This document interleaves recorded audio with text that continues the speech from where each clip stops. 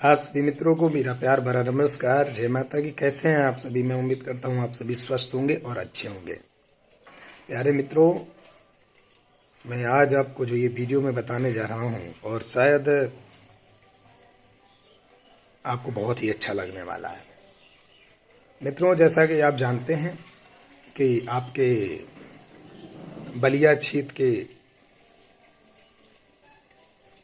कर्मठशील आपके एक भाई साहब हैं, उन्होंने आपका वेतन बढ़वा दिया है। उन्होंने बोला है कि भाई चौकीदारों का वेतन बढ़ गया।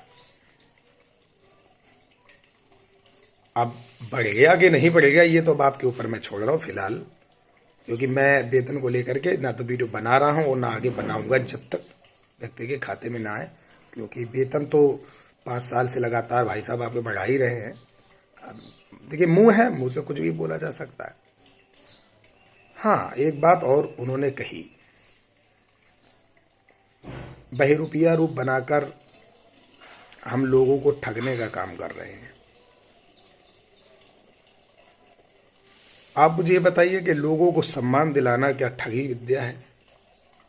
यदि मैं लोगों को एक कार्ड से जोड़ रहा हूं, क्यों जोड़ रहा हूं? दूर तक सोचिएगा कि जब आपका अपना खुद का कार्ड होगा, जब आपके पास खुद का अपना संगठन होगा ना, तो आपका सम्मान होगा, आपका अनादर नहीं।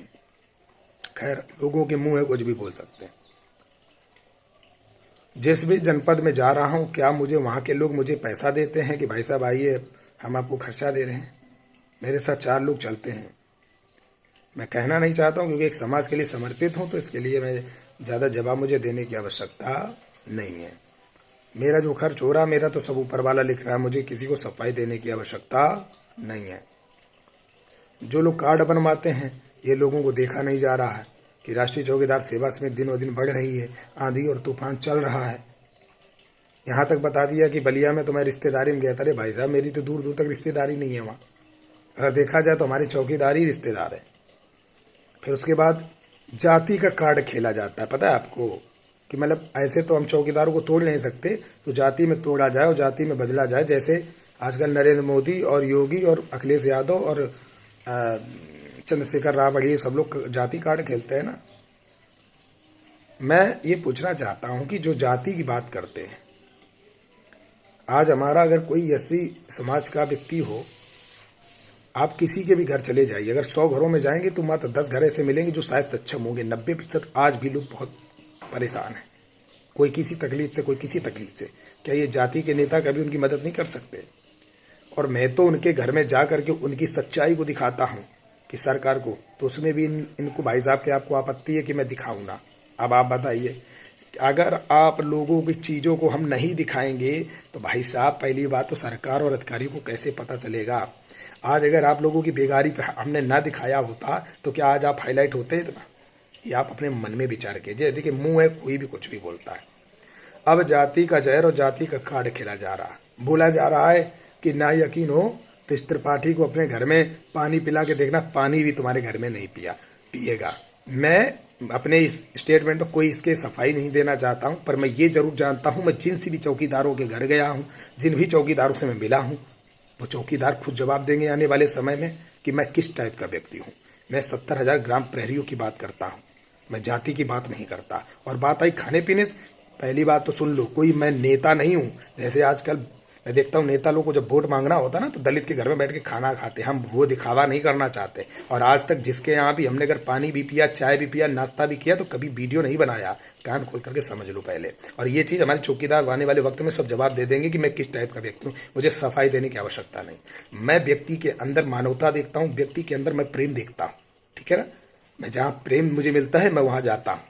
तो मुझे मत बताइए कि हम पानी पी सकते कि नहीं पी सकते, वो मुझे पता है। ठीक है ना? और मुझे नेताओं में मत जोड़िए। मतलब ये लोग क्या सोचते हैं कि पानी पीने से तो, अगर इसकी मैं बात मान लूँ, चलो मैं वीडियो बनाना चालू कर दूं कि अगर मैं पानी भी पीऊँ तो दिखाऊंगी, देखो भाई, जैसे अपना दिखाता है। तो मैं वो सब नहीं कर सकता यार, क्योंकि मेरा एक उद्देश्य है कि मैं जो भी कर रहा हूँ, अपना कर्म कर रहा हूँ, धर्म पे चल रहा हूँ, कर्म और धर्म में कोई पाप नहीं कर रहा हूँ। मैं सबके यहाँ जाता हूँ, सबका सम्मान स्वीकार करता हूँ, लोगों का सम्मान स्वीकार करता हूँ। यहाँ तक हमने अपने बूढ़े बुजुर्गों को साफ मना कर रखा कि भाई साहब हमारे आप पैर मत पकड़ा करिए। मुझे बहुत शर्म आती है, क्योंकि मैं एक युवक हूँ मेरी जाति एक ब्राह्मण है, तो क्या वही कोई दुर्भाग्य है? मैं ब्राह्मण हूँ तो हूँ, उसमें कोई शक। लेकिन हम किसी भी बुजुर्ग से और किसी भी अपने बड़ों से पैर नहीं छुआना चाहते। ये मेरा उद्देश्य नहीं, मेरे धर्म में, मेरे कर्म में नहीं लिखा कि कोई भी पैर छुए ले। हमारा मतलब मेरे छोटे भाई हैं, वो सब छू सकते, कोई दिक्कत नहीं। भाई बड़े लोगों को सब लोग छूते हैं, लेकिन इन लोगों को पता नहीं कौन सी तकलीफ है, ये तो अलग का मैटर है। अब जाति का कार्ड खेला गया है। जाति का कार्ड ये खेला गया है।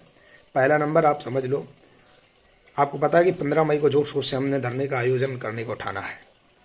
अब उस व्यक्ति के द्वारा आह्वान कर दिया गया कि 25 से 28 मई के बीच में हम भी धरना ठोकेंगे। अब इसको बताओ, बांट नहीं रहा व्यक्ति और क्या कर रहा है?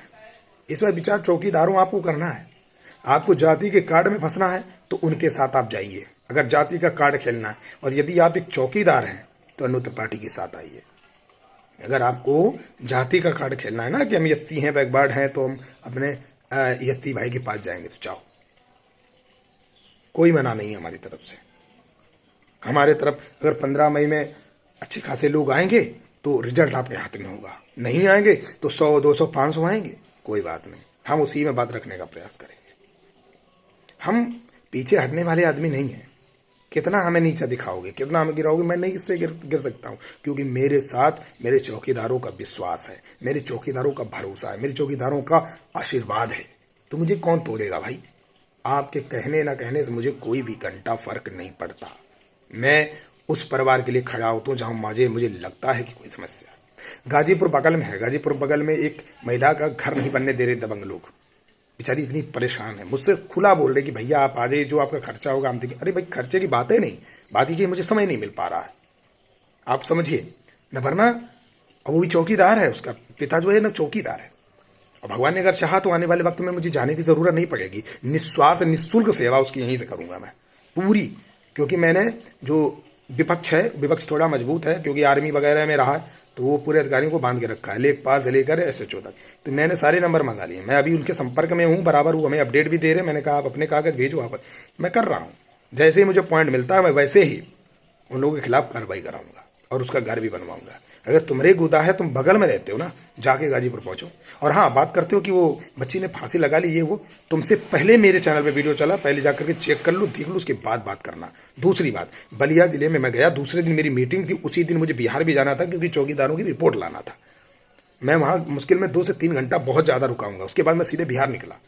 मैं चौकीदारों का काम कर रहा हूँ, मैं नेता नहीं हूँ कि जब कोई ऐसा घटना हो जाए तो वहाँ नेतागिरी चमकाने जाऊँ जैसे तुम जाते हो। मैं नेतागिरी नहीं करने जाता हूँ, मैं अपनी संवेदनाएं खुद व्यक्त करता हूँ और ईश्वर के ऊपर छोड़ता हूँ। इसके पहले मैं वीडियो बच्ची का दिखा चुका हूँ, तो मुझे क्या समझाओगे? तो सोचो। ऐसे शामली में इन लोगों ने मीटिंग रखी, वहाँ के प्रदेश अध्यक्ष का मेरे पास फोन आया कि भाई साहब परमिशन हो गया है, आपको चलना है, ये वो। ठीक, हमने ठीक भाई, इन्हीं के प्रदेश अध्यक्ष साहब थे, लेकिन प्रदेश अध्यक्ष की कोई गलती थोड़ा ना, वो तो बेचारे सब मेहनत कर रहे। जब चोर ये लोग बन के बैठे हैं, आप सोचो कि वहां पे इनका एप्लीकेशन रिजेक्ट हो गया। पता है क्यों? आज सच्चाई बता रहा हूं, क्योंकि इनका जो संगठन है वो फर्जी संगठन है, वो तहसील स्तर का संगठन है, जो कि पूरे भारत में और पूरे उत्तर प्रदेश में वो नेतृत्व नहीं कर सकता, उसके प्रावधान होते हैं, ठीक है ना, इसलिए रिजेक्ट हो गया। और मैं तो दिल्ली में जब झंडे गाड़ के आया था, मेरा तो कोई एप्लीकेशन रिजेक्ट नहीं हुआ था, मेरे में तो सचिव सब आए थे। लेकिन दूसरे दिन जब ये लोग गए थे, सचिव तो छोड़ो, इन लोगों को लट मार के भगा दिया गया। पता है आपको क्यों? क्योंकि जब आप फर्जी वायदा करोगे तो आपको भगाया जाएगा। और मैं इसको बार बार एक बात कह रहा हूँ, और एक बार नहीं मैं 1000 बार कह रहा हूँ, मेरी बराबरी आप पूरे जीवन भर लगे रहना नहीं कर पाओगे, नहीं कर पाओगे।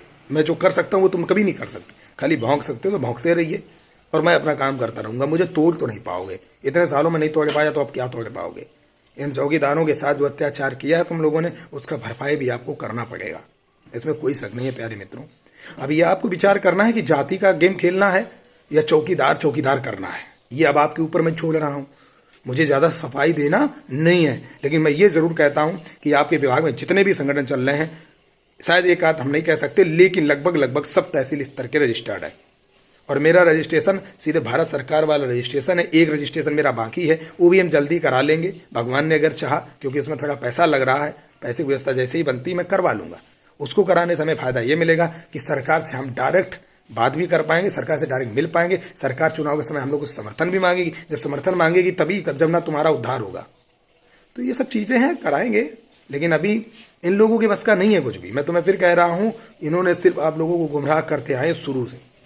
अब बताइए, 15 तारीख को हमने तो चौकीदारों की मीटिंग रखी, इन्होंने बोला है कि जितने भी 80 बैकवर्ड भाई हैं सभी लोग एकजुट हो जाओ, ये ब्राह्मण लोग ठगने आए हैं। बताइए हैं, मैं खुद उस ब्राह्मण का विरोध करता हूं जो गंगा में खड़े होकर कसम खाता है, और ये लोग मुझे उस ऐसे व्यक्तियों के साथ जोड़ते हैं।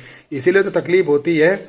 मुकदमा का मैं विरोध सबसे ज्यादा क्यों कर रहा हूं? इसीलिए कर रहा हूं कि एक ब्राह्मण व्यक्ति इस ब्राह्मण वर्ग को बदनाम करने का काम कर रहा है, कि जो खुद कसम खा खा के झूठे लोगों को चूतिया बना रहा है। इसके चक्कर में हम जैसे लोग सुन रहे हैं, हम जैसे सब लोग नहीं बोलते, इन्हीं के जैसे लोग एक दो बोलते हैं, बस मुझे कोई फर्क नहीं।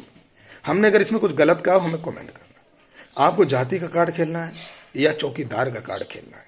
यदि चौकीदार हो तो त्रिपाठी जी के साथ जुड़ जाओ, रिजल्ट तुम्हारे हाथ में होगा। नवरात्र के पावन दिन है, मैं विश्वास दिलाता हूं मैं आपको ठगने नहीं आया हूं, मैं आपके सम्मान के लिए आया हूं। इससे ज्यादा भरोसा नहीं दे सकता। जय